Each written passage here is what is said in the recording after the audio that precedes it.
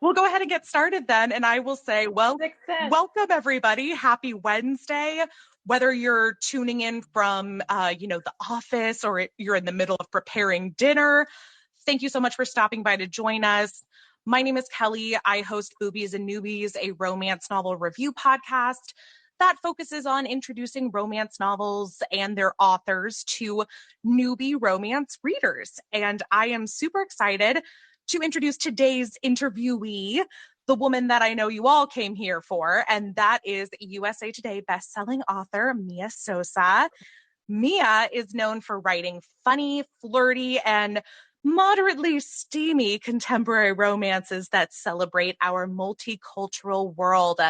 You might know her best for her trade paperback debut, The Worst Best Man, which debuted in 2020 and received starred reviews from Publishers Weekly and Booklist, and was named one of the best romances of 2020 by such publications as Entertainment Weekly, Oprah Magazine, BuzzFeed, and so many more. Today, we are here to celebrate and discuss her latest release, a follow-up to The Worst Best Man titled The Wedding Crasher. Mia, welcome. Hello, everybody. I almost didn't recognize myself. I was like, who is she talking about? Yes, I I love it. love. But thank you so much for having me. And thank you, everyone, for joining us. This is super cool to see. Yes, this is Mia's first Likewise event. This is only my second, so we're both the newbies still as far as Likewise Yes. goes. Right. Well, Mia, I'd love to start with a little bit about your relationship with romance, both as a reader and a writer. So take us back. How and when did Yeah. it all begin? Okay, so it all began in middle school, and I went to school and then would come home and actually go to the library immediately after that. And that's where I did my homework. And because I was in a library and probably because I was procrastinating, I was looking at the shelves. And that's when I discovered romance. And I was like, hey, this looks kind of cool. Let me check out what these books are about.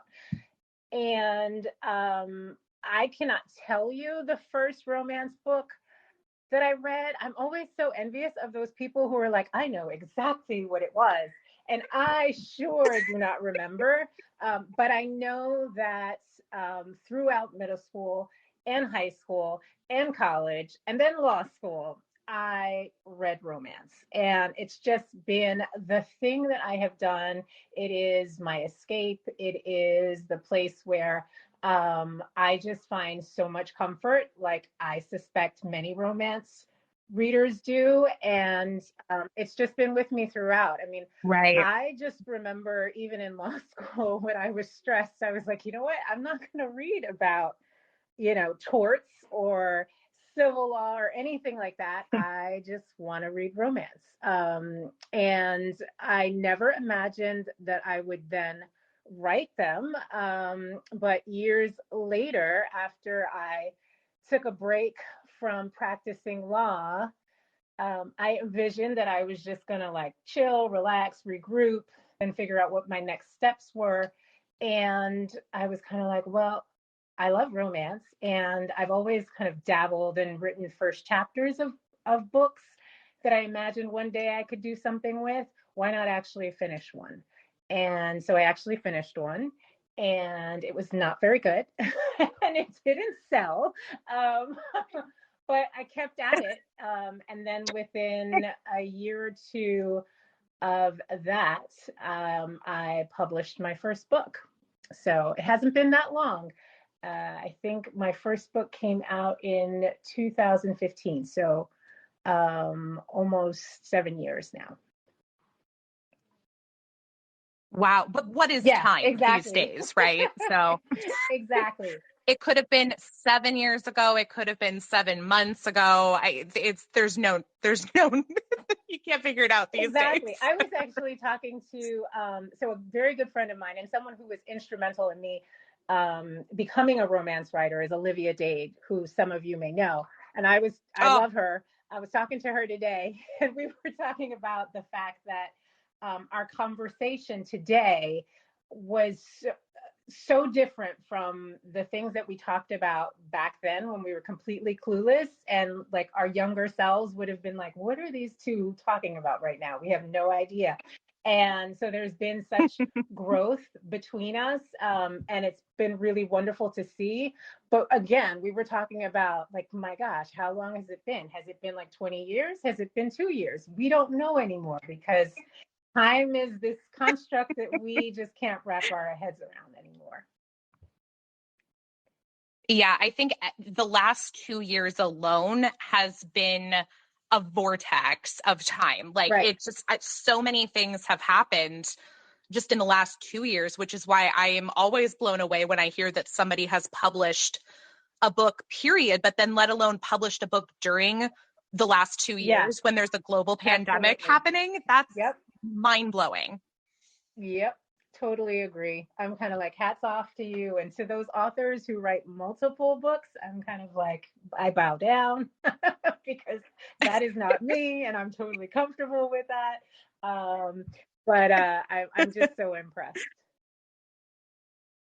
Yeah. Olivia Dade, by the way, has a wonderful book that's coming out in a few months. I just received an advanced copy for. I'm so excited to read it. She's So amazing. everybody add that to your list once you finish up with Mia's books. Yes. And if you're not reading Olivia Dade, like, run, don't walk to the bookstore and grab her books.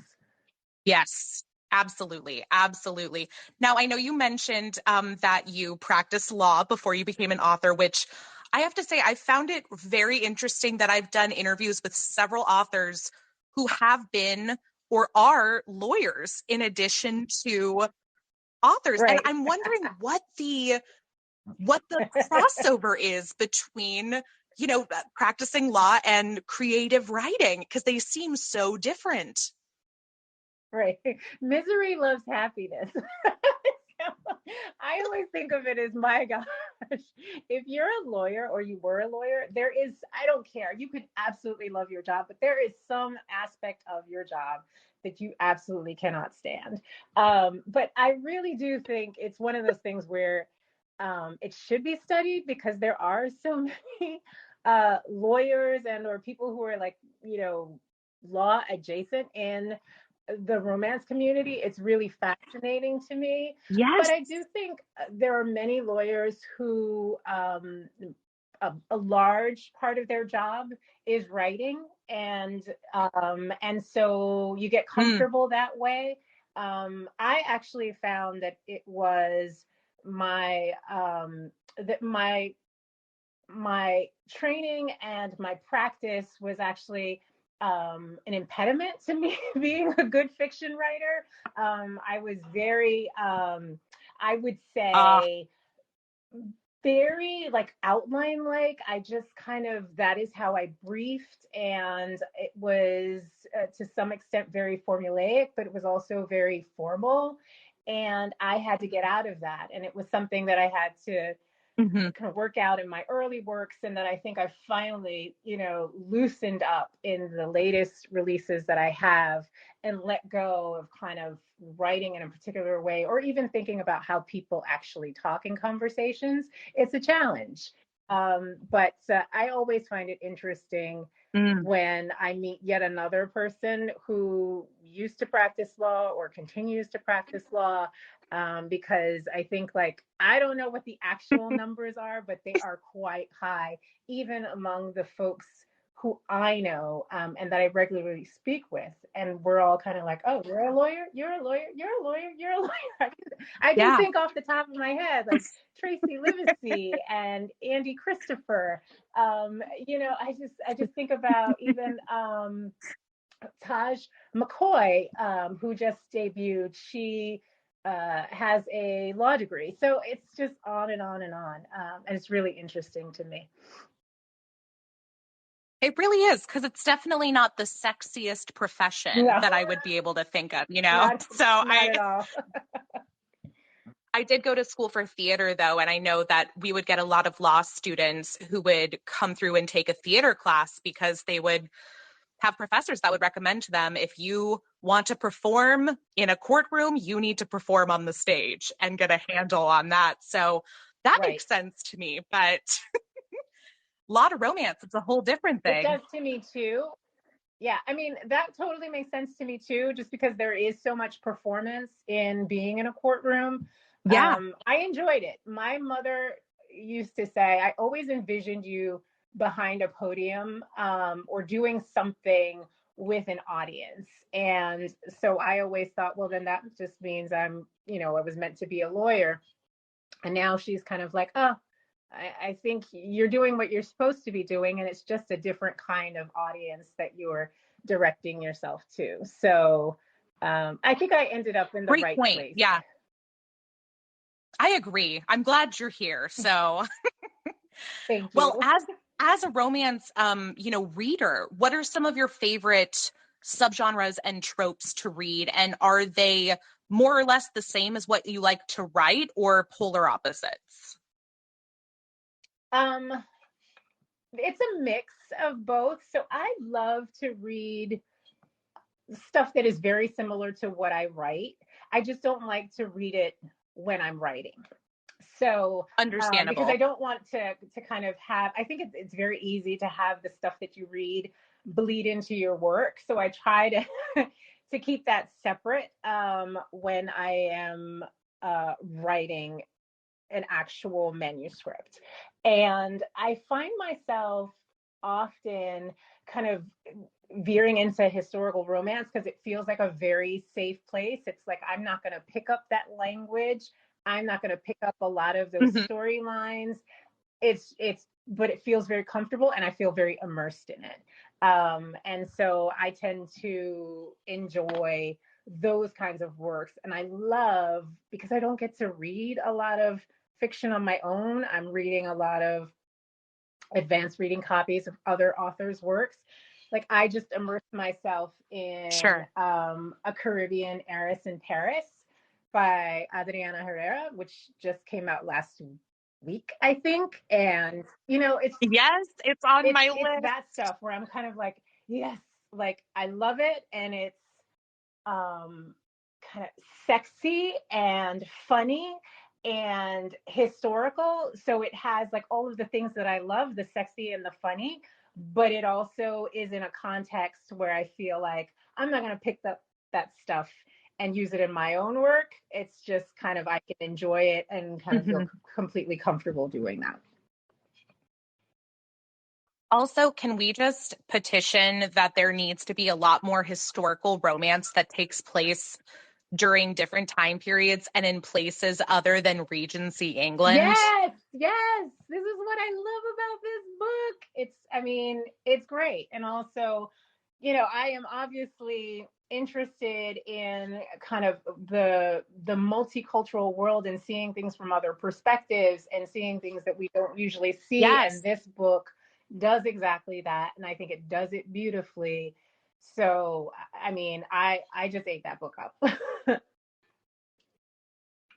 I'm so excited. Yeah, I haven't started it yet, but it's definitely on my to be read list along with, 8,000 other amazing books that I Of can't course. wait to get to.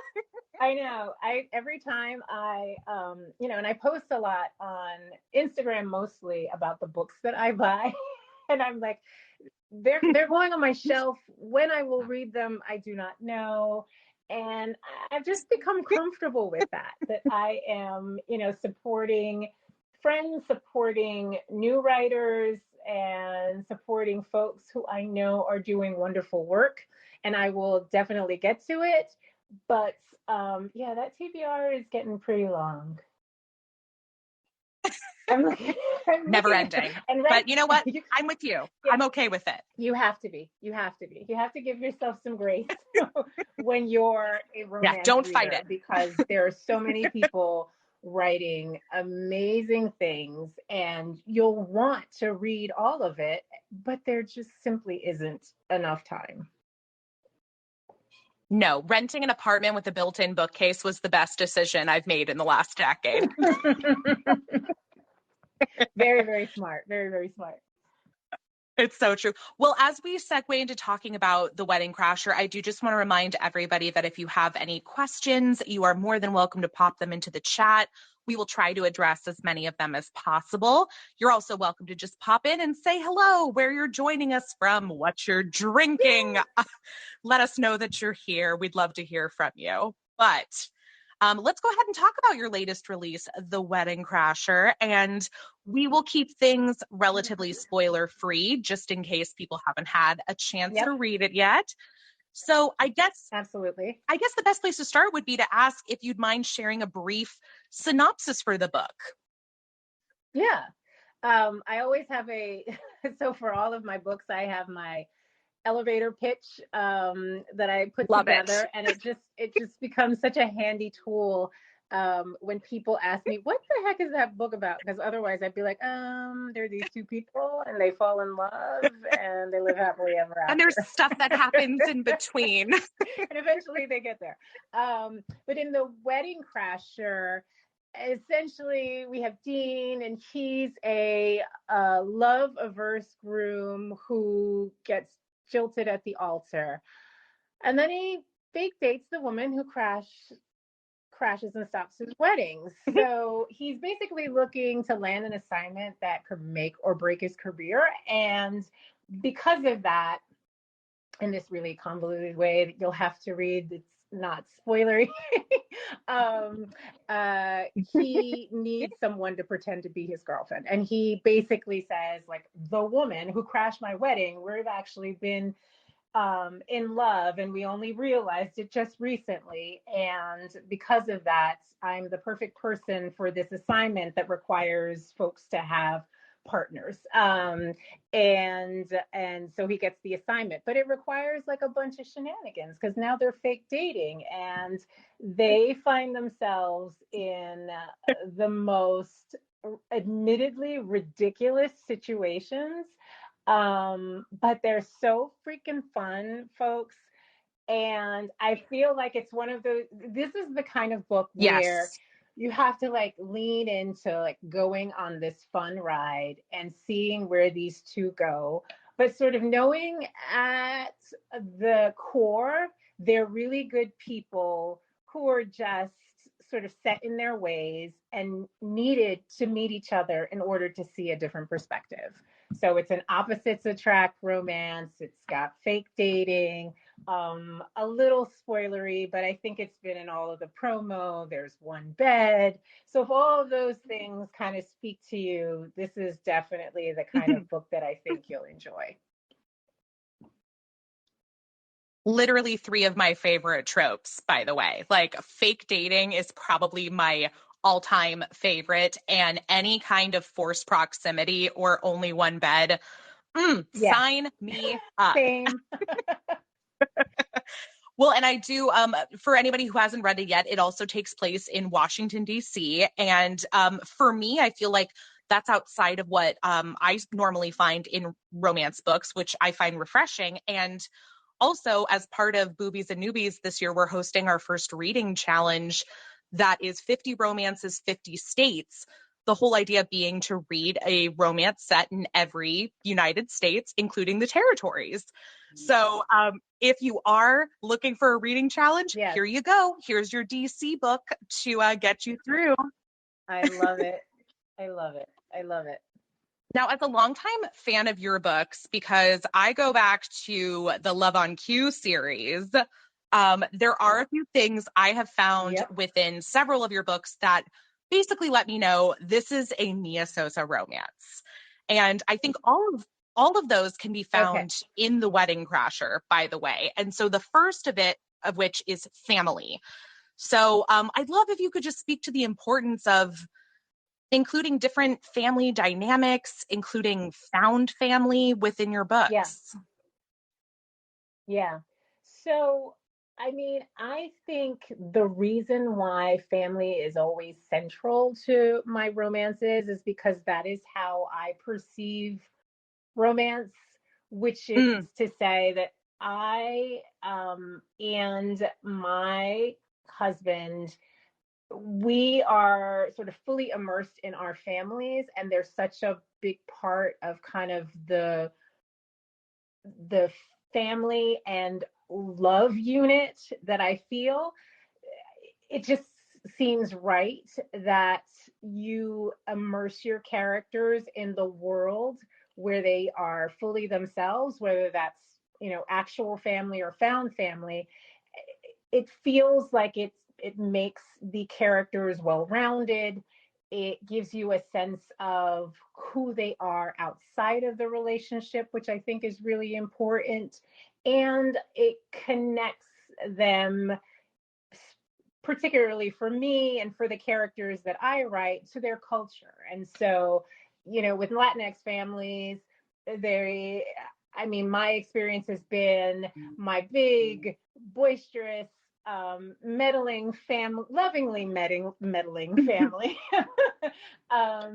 is involved and around, and has shaped kind of what I think about romance. And so I perceive that as the world that I want to put my characters in, is a world where families are there and being supportive, and cousins are like best friends. And because that's kind of what I'm familiar with and that's what I've experienced, and it just feels full and natural Mm-hmm. and loving.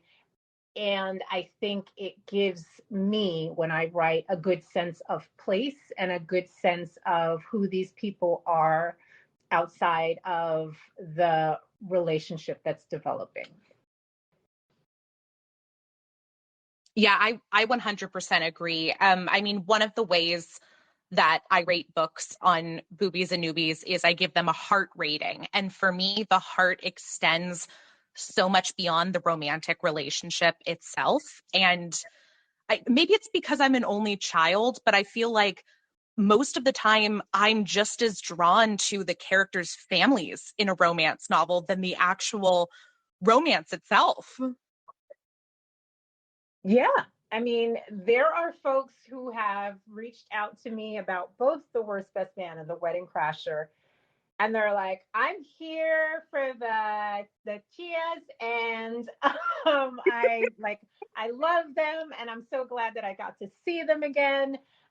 Basically Mm, the matriarchs of the family. And I think it's because for many people it's very relatable, and then for many people it gives them a real sense that this is like an actual world. It's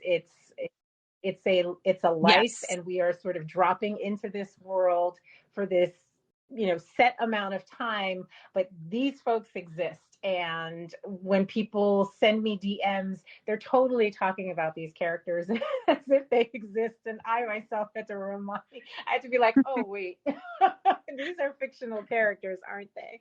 And I think it's just it it's important, because, and not to say that you can't have a romance, because I like those romances too, where it's about the couple and there isn't sort of the family dynamic.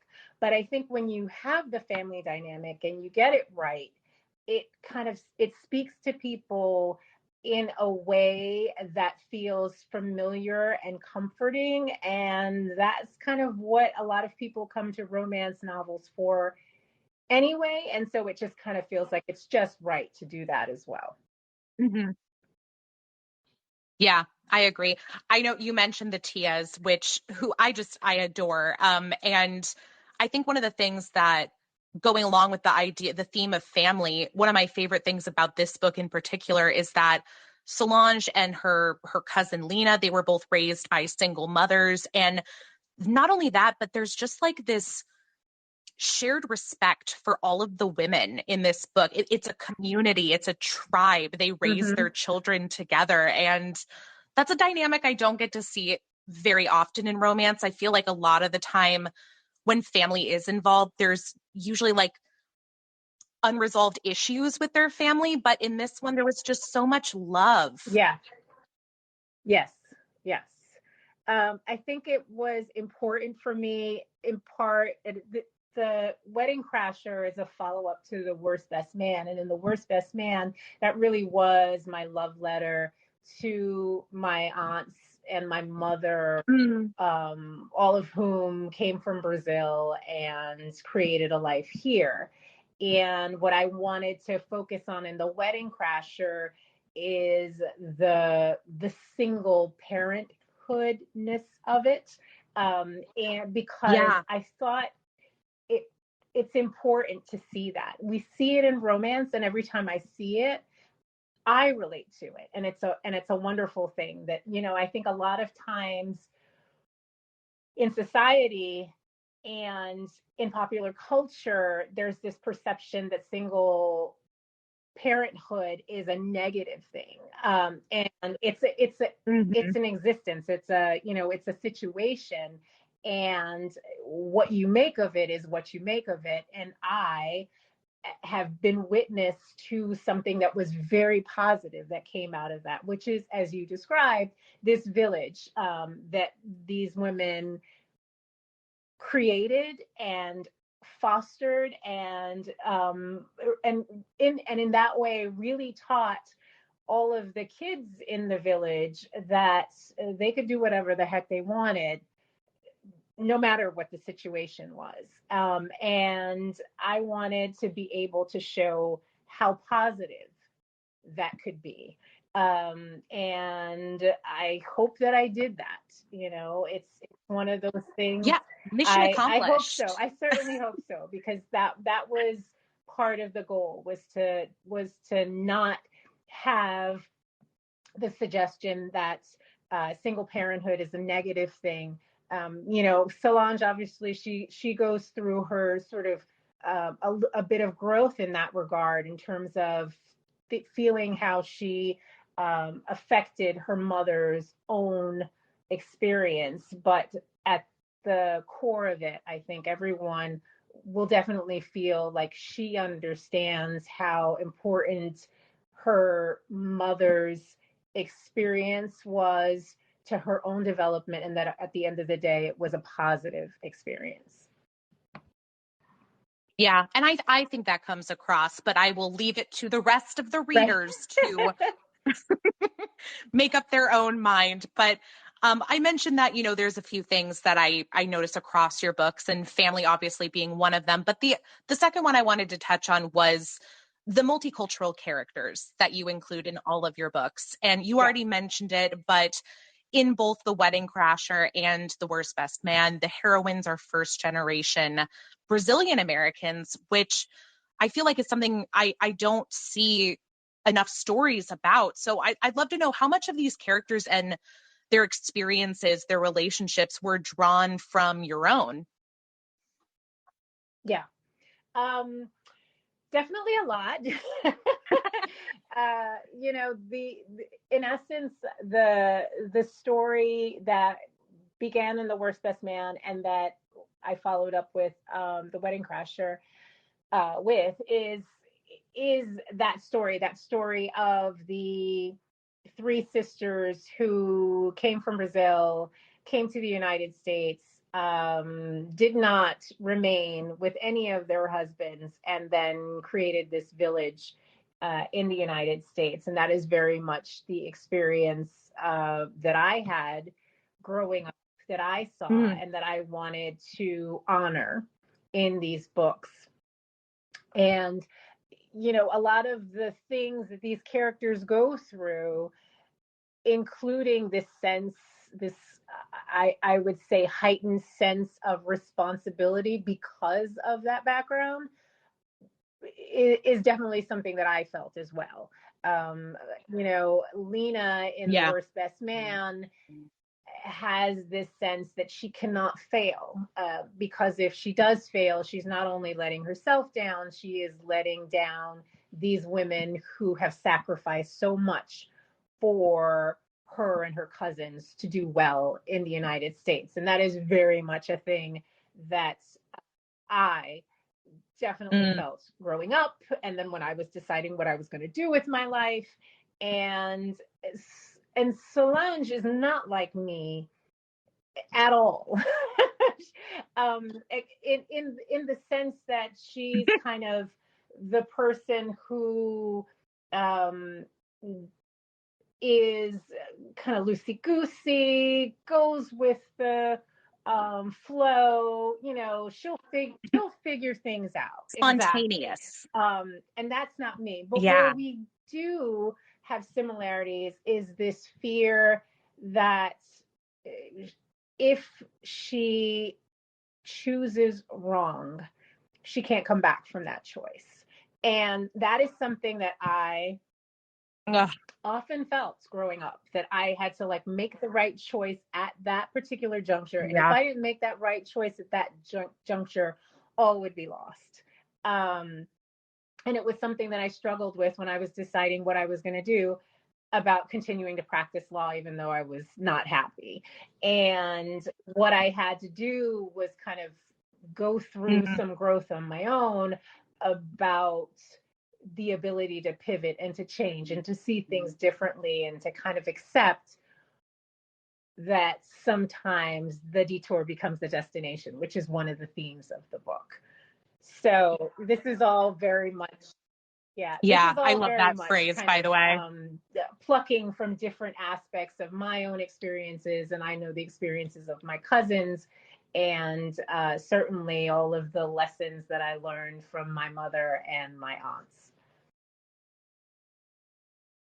And I think that those are all ideas and themes that people can connect with regardless of, what their family background is or where they were raised or grew up. I think those are all Right. universal themes that so many of us can connect to in one way or the other.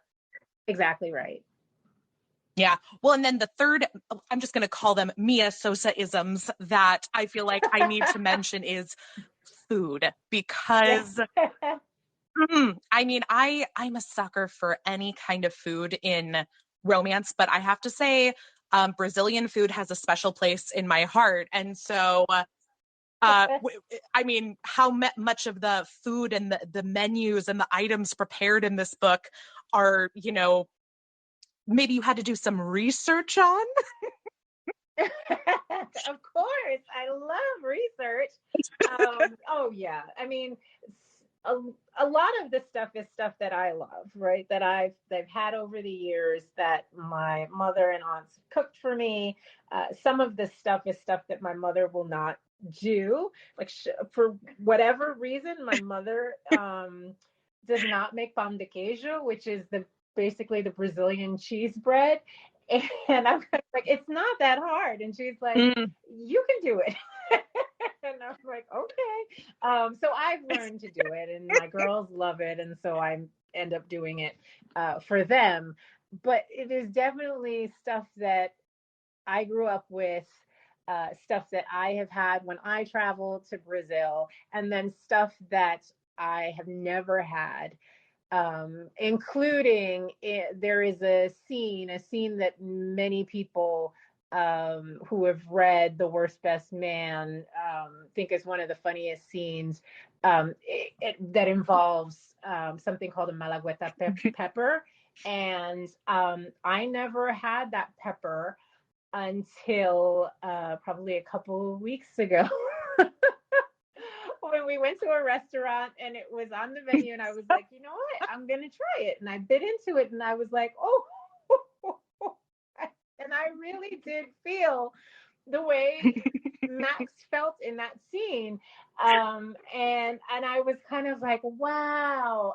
And my cousin described it to me, so that was my research. I was like, okay, tell me like what somebody would experience. And they're like, well, a little bit of the numbing of the tongue if you're like having it straight, as opposed to in a sauce. And I was like, perfect, that's what I'm looking for.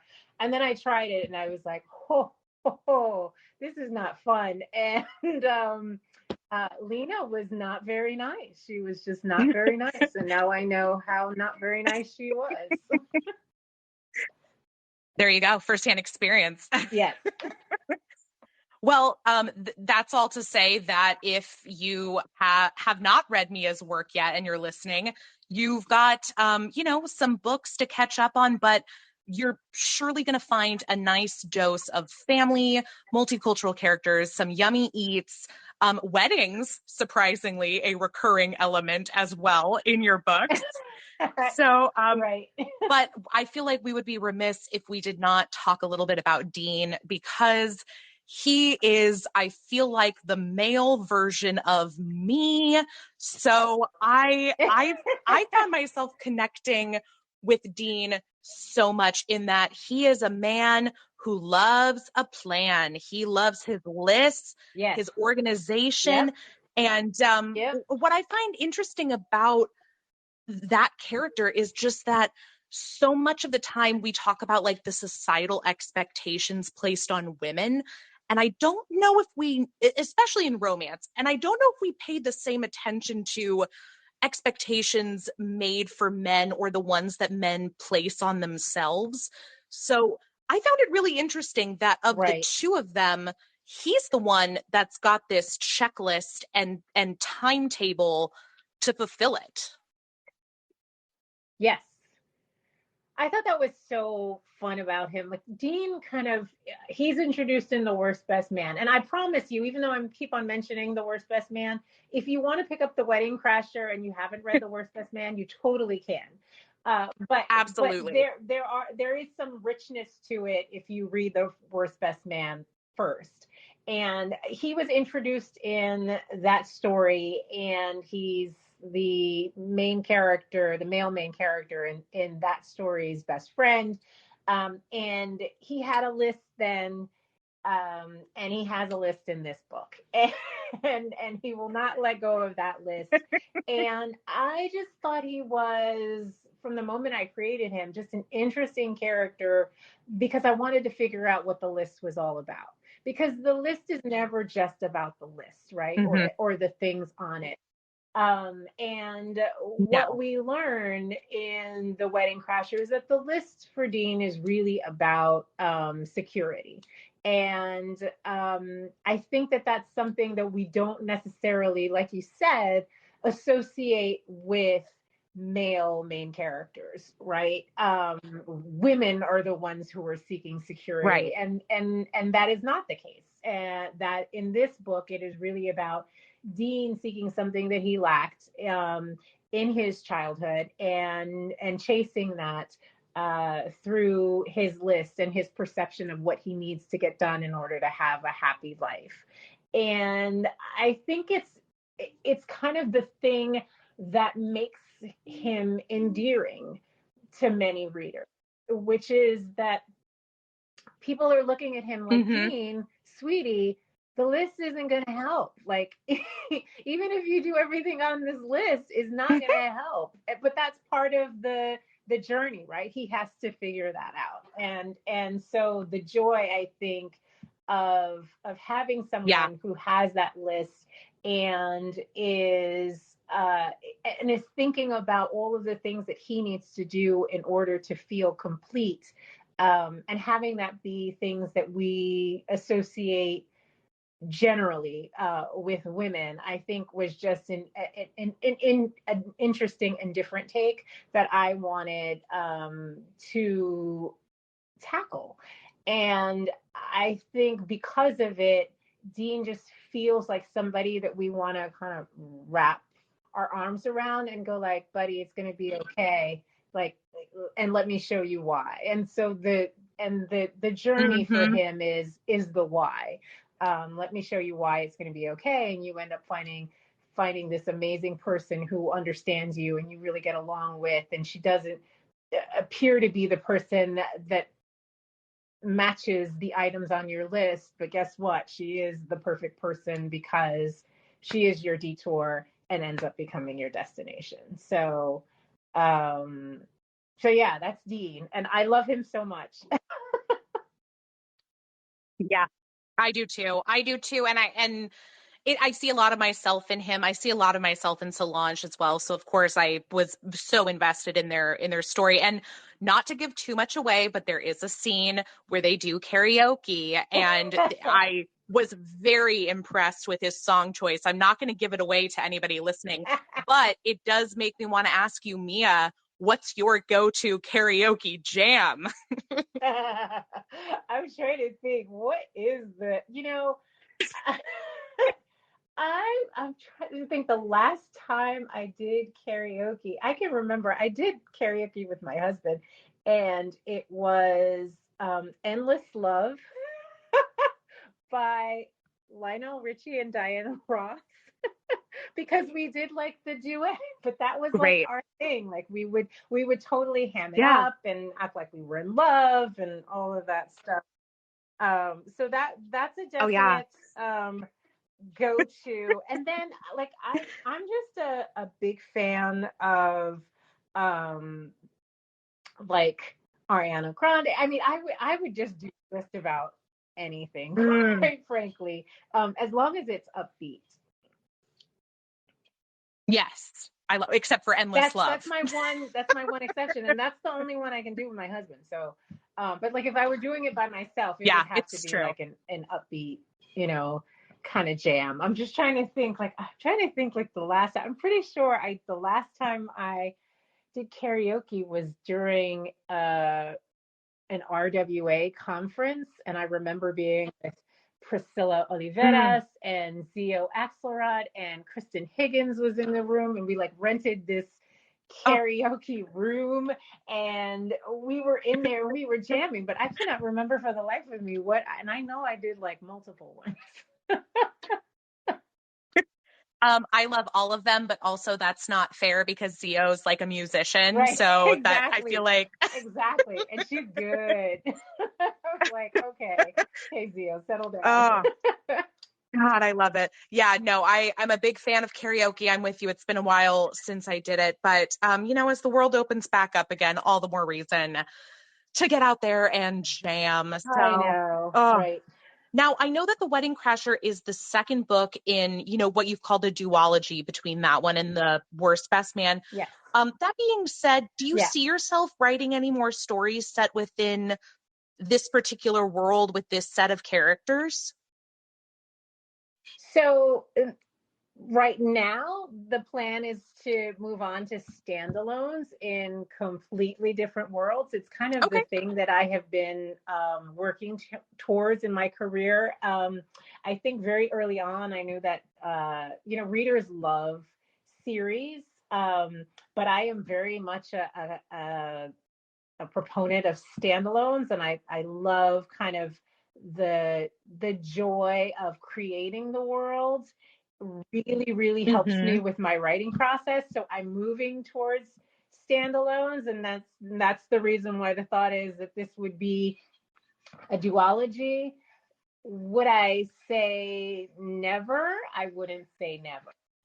Just because there are definitely characters in this world who I think deserve stories, and maybe we'll see them one day.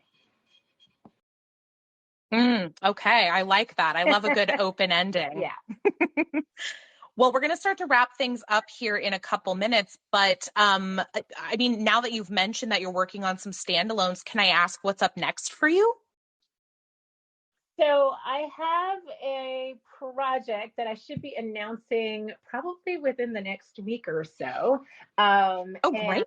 And this one is kind of a take on well, it's kind of hard to describe because I don't have my elevator pitch yet.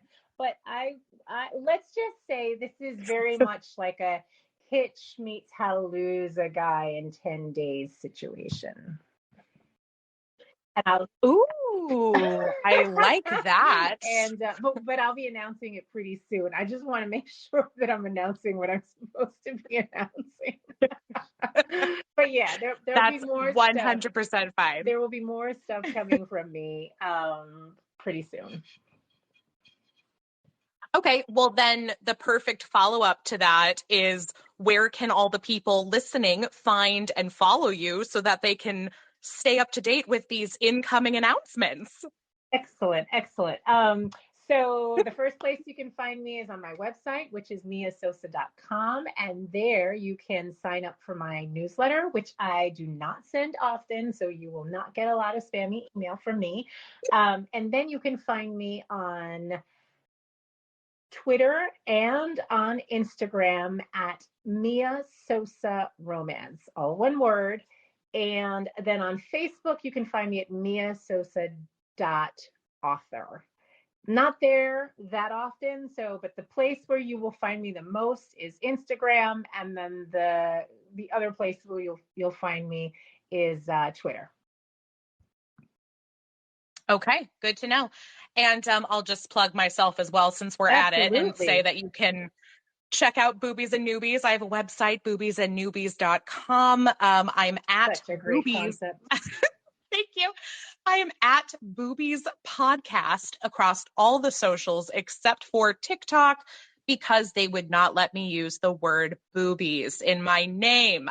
So on TikTok, oh my gosh, I know, right? It's just too saucy. On TikTok, I'm right. technically at Boobies Podcast, but the O's are zeros because that's how we do it on TikTok. But yeah, so there you go. And then the last thing I want to ask you, and we'll wrap up with this, is something I'm always curious to hear from authors.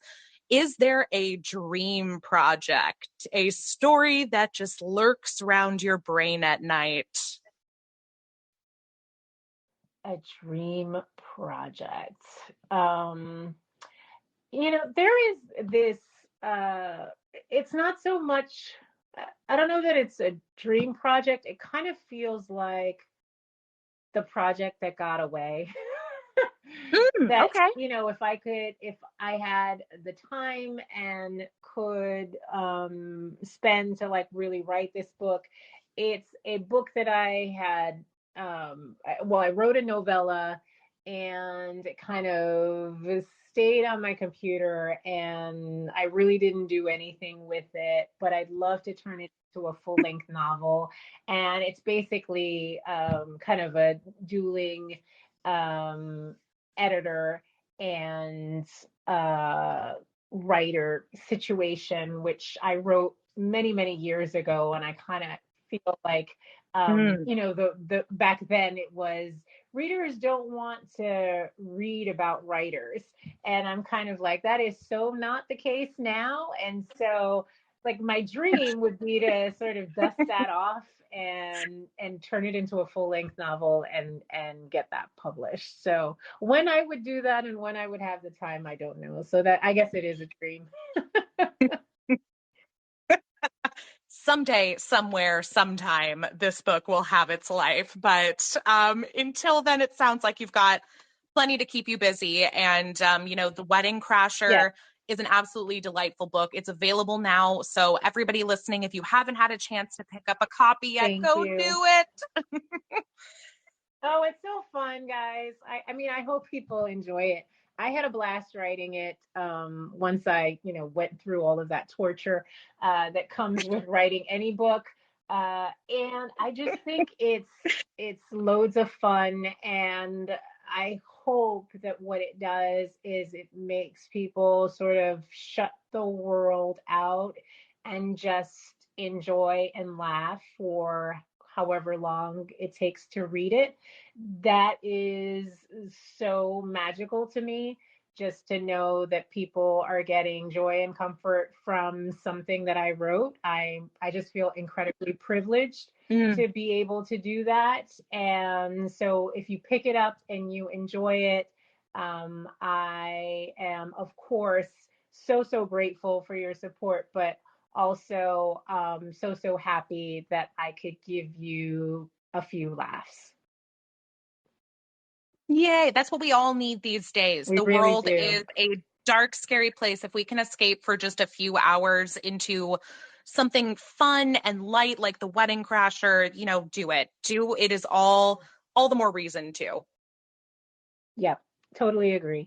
Awesome. Well, this has been so much fun, Mia. Thank you so much for hanging out with me for a little bit. Oh, thank you for having me. This was fabulous. I so enjoyed talking to you. Yay, me too. Thanks to everybody who hung out with us. Thank you likewise. And we'll let y'all go now, but go pick up The Wedding Crasher. Have some fun. Have some laughs. Yay. Good night, Mia. Good night. Take care, everyone. Thanks for listening. Bye. Bye.